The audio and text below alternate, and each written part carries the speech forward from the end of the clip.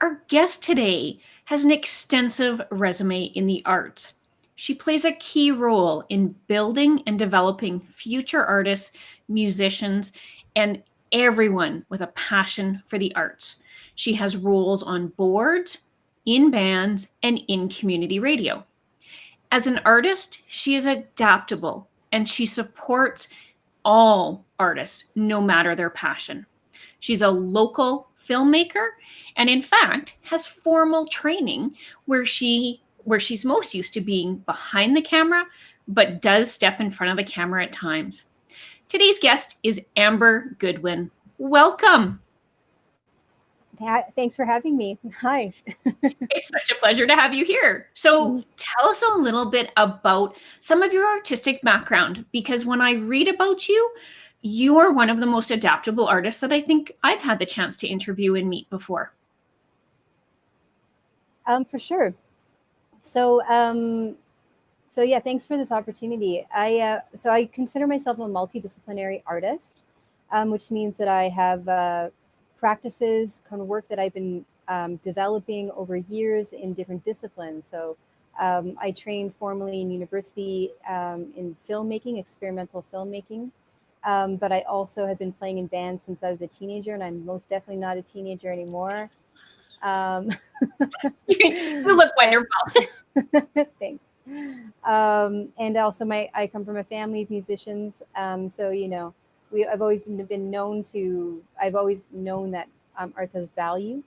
And then also just a variety of different practices, but my main focus is being writing, filmmaking, and most importantly, music. I've also sort of parlayed that into a career of sorts by working in community radio. I used to be the managed music at CKUT in Montreal, and then I moved into program direction here at the community station Regina, CJTR 91.3 FM, and recently taken on the executive director role. But I also think it's important to contribute to creative enterprises that I believe in. So I've also sat on the board of Girls Rock Regina, which is an amazing music education and empowerment resource for young women and non-binary folks who are learning an instrument and taking up space and getting loud. I also am on the board of directors for the Swamp Fest Arts and Music Festival, which is an independent music festival that happens here in town. And I also am a volunteer jury member for the Polaris Music Award, among other jury work that I do. So yeah, I'm really excited by innovation and also seeing what artists do over the span of a long career. So one of the things I forgot to mention when I was doing your introduction, of course, is you're one of the nominees for the YWCA Awards of Distinction here in Regina.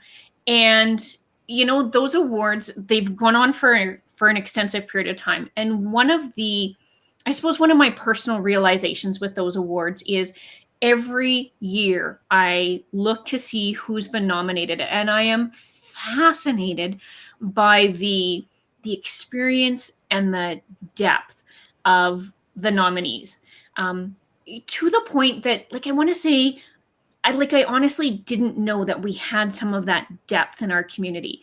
And I listened to you talk about your experience in the arts. And again, like, you know, the normal person, the common person doesn't realize the kind of experience that we have in our community. So first off, congratulations and kudos to you for the commitment that you've made to the artistic community.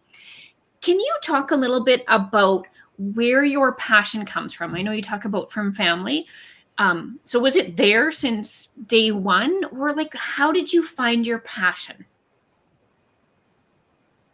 I'd have to say that I've always felt an impulse to be creative, to interpret my lived experience into some sort of format, to help express beyond just words and conversations, experiences in my life and experiences in the world around me. So, and sometimes my partner, who's also a working artist, sometimes I'm like, how do people not be an artist? Like, it's just a way of being, but people are creative in many different ways and express themselves in many different ways.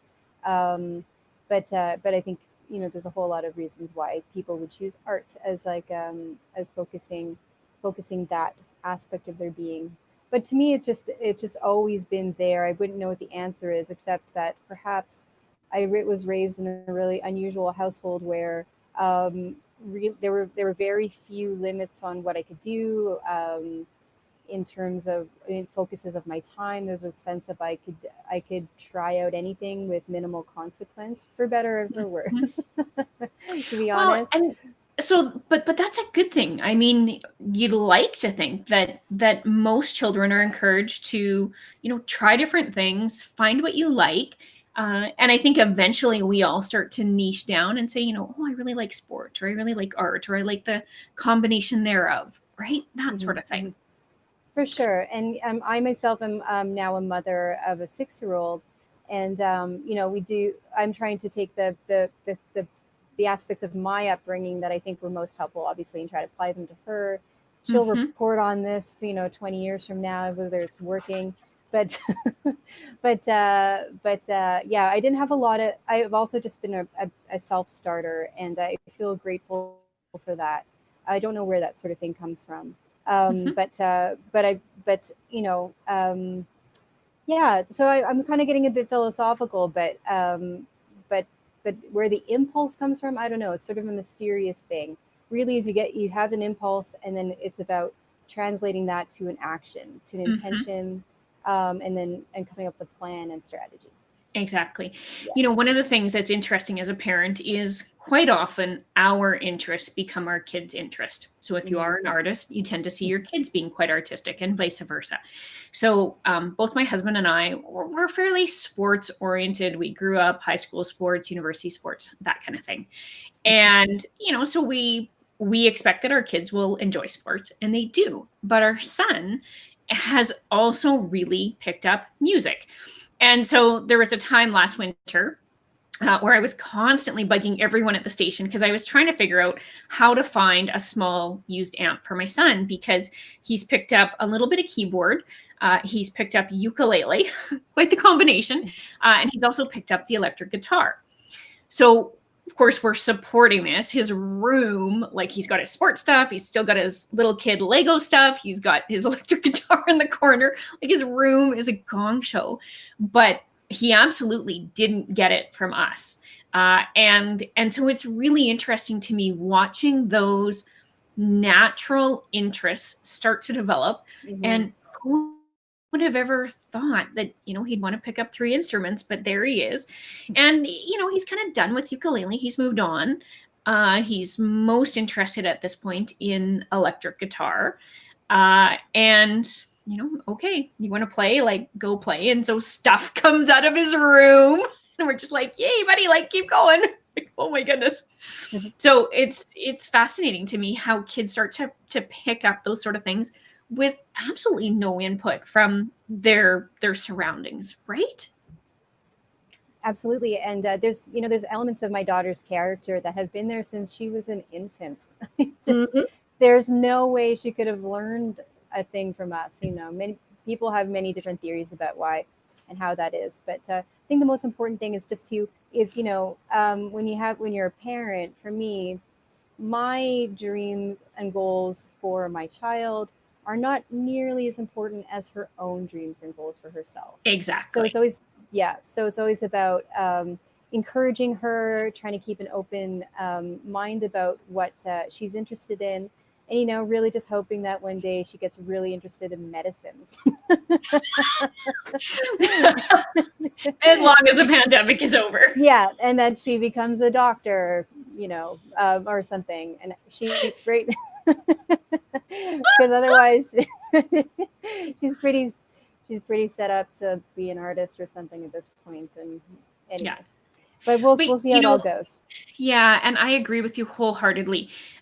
I could care less where my kids end up as long as they end up happy, healthy, and safe. And our daughter has been much, I don't want to say slower, but she just hasn't found her thing yet. And I think that's such an important part of growing up, is figuring out what your thing is. It can be absolutely anything. But until you find that passion, I think as human beings, we're kind of spinning our wheels, right? It's like you're going through the motions. And so that's kind of our job as parents is, how do I help this kid find her thing so that she can have the most satisfying life? So anyway, we are getting way off topic, and you're right, very philosophical. So let's talk a little bit about some of the different things that you do in the community related to arts. So you talked about some boards, Swamp Music Festival I've heard of, Girls Rock. Some of those I had heard of, but there was another one that you mentioned, started with a P, Passion something, Poison something, music festival. The Polaris Music Prize. There we go. Yes. Okay, so now Yeah. Polaris, is that the sponsor, or that's just coincidence that that's the name? No, that's the name. It's actually this is my first year being a part of the jury, and I've been more on, like, my jury work previously has been less for prizes, but it's been more for awarding funding to worthy projects. Okay. And the Polaris Music Prize is the music prize that I think that I have most belief in, because it's like a volunteer jury, and it prioritizes artistic excellence in the music community in Canada, and so that's always of interest to me. I think that I think it can be problematic when the value of any kind of art is based wholly on its marketability, because sometimes that's how funding is given. For example, whether a jury of industry folks determine whether something can make money for somebody else. I find, and that's important, and it's really important to bring money into the economy and to support our music industry. But at the same time, it can overlook one of the most important aspects of music in the first place, which is the music itself. Exactly. And innovation. And it's important to give opportunity to new and underrepresented voices in music, and in the arts in general. And if you're only paying attention to what's sold and made money in the past, you can really miss opportunities to support emerging artists in the future. Well, and even more so than that. So you're going to miss the opportunity, but if we have more of what we already have, then we don't have any diversity. And diversity in everything is just so, so important, because again, what you like and what I like can be two totally different things. But if the only thing that the industry serves up is stuff that, I like or you like, well then, 50% of the needs are not being met. I didn't realize that. I always looked at juried competition as being talent based. I never thought of it as being marketability based. Yeah, a lot of different awards, and I won't name awards right now, but often them it's based on record sales and that kind of thing. But yeah, and the reason certain artists are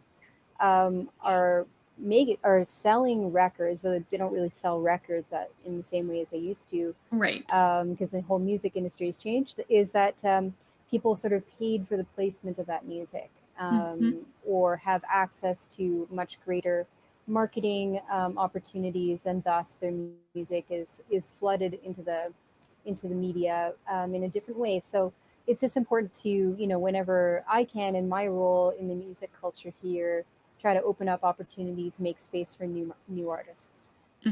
Exactly. So tell me about that. So what do you, Amber, do as a leader in your community to support up and coming artists? What do you find that you're doing? I think my most ongoing practice for that is in my work at Regina Community Radio, 91.3 FM CJTR, the station that this is airing on. Excellent. Yeah, because this is a place where a lot of new musicians in our community often get their music played on air first, away from streaming sites. Streaming sites and online platforms like that are critically important, and that it's important for musicians to meet their listeners where they're at.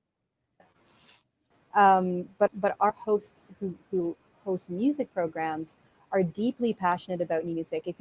And are often like the tastemakers or curators for their community, and they're invaluable And it's also when we broadcast the music out into the region or online and through the app or whatever, you get a lot of incidental listeners that algorithms alone cannot lead you toward. Do you know what I mean? Also, Yeah. we also give people a lot of their first ever interviews on air, and help kind of creatively, develop them that way. But we also report charts nationally. So, if there's new music being played on the station, we capture that data, we share that data with other stations, with music marketers. It's something that people can put on there. So it helps listeners and fans find these bands, but it also helps other stations pay attention to regional artists. There's so many different ways that we support local artists, and we're always innovating new ways too, because the music industry, like so many industries, are changing all the time as the technology and platforms change. So just always paying attention to what's working and what needs to be adapted. Exactly. Amber, we're actually just a little bit past the halfway mark in our show. Would you like to remind listeners where they're listening to the show? Yeah, you're listening to The Secret Life of Entrepreneurs on 91.3 FM CJTR Regina Community Radio, tuned into the community. Excellent. And the tuned into the community, that's new, isn't it? It is new. We found that it was a pretty accurate representation of what we do here. There were some trial slogans that didn't really quite capture that spirit, like tuned into your neighbors sounds creepier than Okay, that does sound a little bit creepy. because we're talking about ways to, I think community is really important when talking about community radio. It really encapsulates the spirit of the thing, and the creators and the listeners and everything, and our way of doing things. But we were playing with different ways to say community, and neighbors sounds fun. It sounds super welcoming and close, but yeah, a little creepy in that context. Exactly. So let's just talk about the station for a minute. You guys just finished a large membership drive, and I understand it was quite successful. Can you tell folks about that? Yes, absolutely. Just like everyone else in this COVID economy, we were hit pretty hard. A lot of our amazing sponsors had to make really tough business decisions, and their marketing dollars were down. So a lot of sponsors stayed on, but some of them need to take a break. So we had to get really creative with our fundraising in the interim period, and so we launched a membership campaign. We've had a membership for over 20 years, but we haven't really done membership drives to this degree. We've always just had sort of a casual drive. We tried it a couple times, but it wasn't one of our signature fundraisers.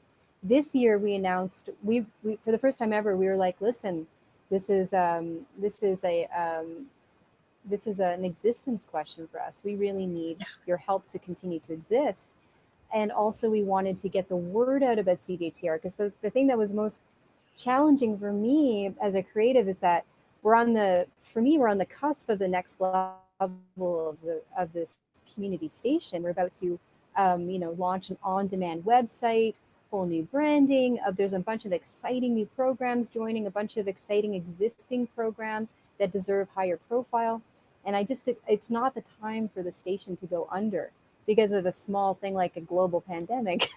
Yeah, exactly. A small thing. Yeah. But so we launched this membership drive where people can get a lawn sign or window sign or balcony sign with a really cool branding, announcing their support of the station. Because people really love to, like, our listeners, our community loves to share their love of what's put on air. And we did, and it was also a really cool way to advertise us visually all over the city by having these lawn signs. So that was a membership perk. We also changed our membership drive to have kind of tiers. So depending on how many years of membership that you, depending on the type of membership you purchased, you had a different kinds of benefits that were associated with it. So yeah, we've almost doubled our fundraising goal. So it is a huge success. Yeah, and it has all to do with our listeners and our community supporting us and believing in us.